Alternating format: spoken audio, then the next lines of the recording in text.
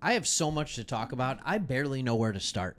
I don't even know what I'm going to title this video yet because there's just so much to talk about. We can talk about rookie wide receivers and some DBs that came alive when the pads came on a couple days ago. We can talk about an injury to a lineman who has been very productive and a very key player in the Detroit Lions defensive rotation that is likely going to be out for the year. We can absolutely talk about that. We can talk about Aqib Talib and what he had to say about our cornerbacks. Or we can talk about a contract extension that is there for one of our key offensive linemen. So let's talk about all of it. And let's start with the bad news, which is probably what I'm going to be titling this, is Detroit Lions just got some hard news. And it is very simply that this man, John Kaminsky, it is confirmed that he tore his MCL at practice today and now is expected to be out indefinitely per sources. Kaminsky could be possibly back for the playoffs. And then Shefty added, should the Lions advance that far? Should? All right. Here's the deal. Let's talk about Kaminsky for a little bit. John Kaminsky was an absolutely fantastic story for the Detroit Lions. He was one of those guys that we took a flyer on, and we're like, hey, maybe he'll be able to do something. Maybe he'll be able to show something. And he absolutely did in year one as a Detroit Lion. He did. And in his first year as a Lion, he got out and he had 4 sacks, 8 QB hits, along with 32 quarterback hurries for a total of 49 QB pressures / sacks. Last year was not as productive. Last year he had actually 12 more snaps, which was interesting to me that he actually played more, and he only had 29 total pressures as opposed to 44. He had 2 sacks as opposed to 4, 7 hits as opposed to 8, and the hurries, 20 as opposed to 32. So he just simply wasn't getting consistent pressure on the quarterback like he was in the year before.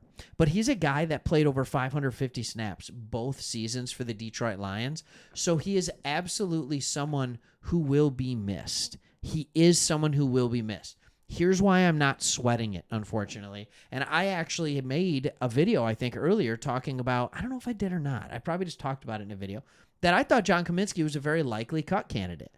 And now he'll probably be that with an injury lawsuit or something like that, or an injury settlement, not a lawsuit. That sounds much worse. All right, so Davenport, by the way, got his first sack during training camp today, so it's good to see him healthy enough to be in there and actually getting pressure on the quarterback. He missed the first few practices, was doing walkthroughs, things like that, so he must be feeling significantly better. And Hutchinson, these are your starters at end. All right, they had Kaminsky and Pascal sitting here on the second line. A guy who is regularly starting up front with DJ Reader out is Levi Onwuzurike. All right, good to see him playing well. But with Kaminsky out for the year, it is going to give an advantage to guys like Matthew Betts, remember, from the CFL, and Mekhi Wingo, who they said is going to play a little bit on the interior and a little bit outside. They're not that difference in size. John Kaminsky, they say, comes in at 285, according to PFF. Mekhi Wingo's sitting there at like 292, 293. He's an undersized D tackle, oversized DN, and James Houston. All right, so all these guys along with Ukwu, and it's just going to leave room for somebody else, but I think there's still plenty of depth there.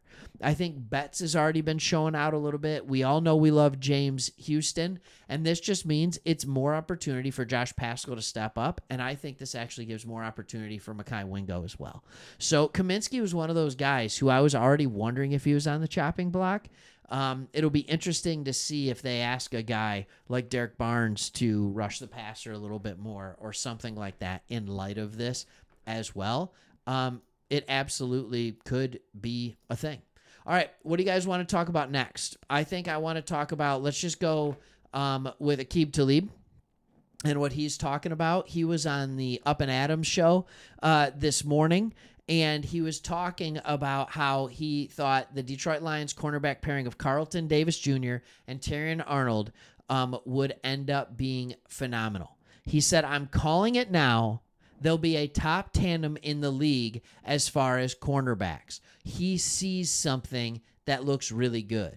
He said, I can't wait to watch the Lions and Terrion Arnold, mainly because Carlton Davis Jr., he has an NFL vet on the other side of him, and that's going to be a top tandem. I'm calling it right now, he says. All right, that was awesome. He said Arnold was a ball hawk last year.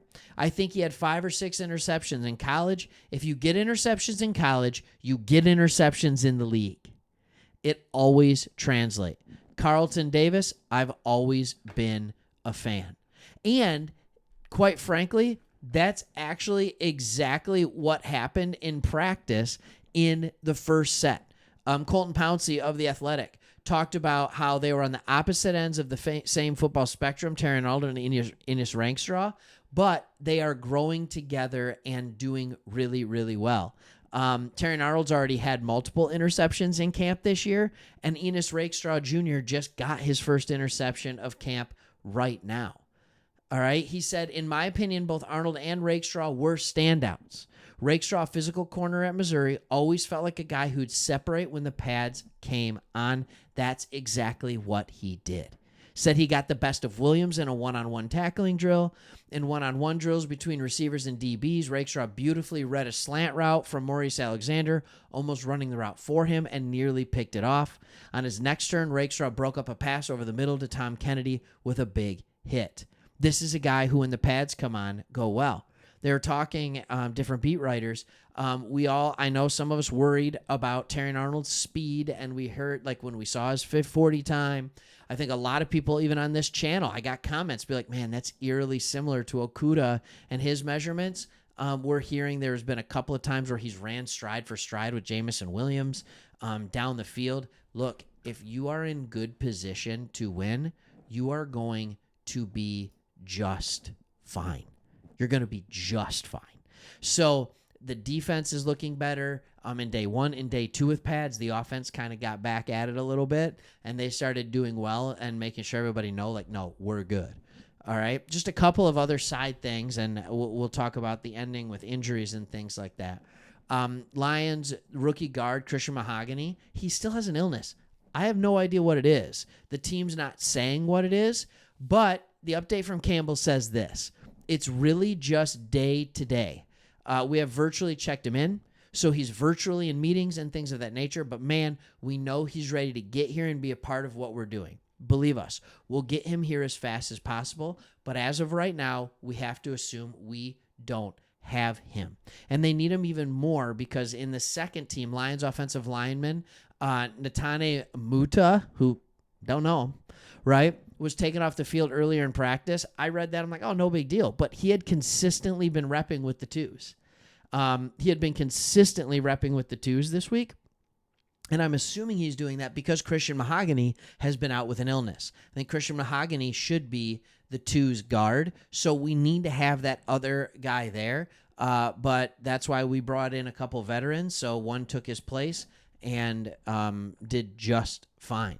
Aside from that, DJ Reader is still not practicing as expected, but he's off seeing doing work on the side. Zonovan Knight and Jalen Calhoun were out today as players who did not practice. All right, so there you go. You have all the fun, the juicy information. There was another one where just yesterday we talk about Nate Sudfeld and Hendon Hooker are actually in a QB conversation. Yep. But don't worry, Sudfeld threw an interception this week. The question is, are you buying or selling that that's a real competition for the number 2 spot? I don't know.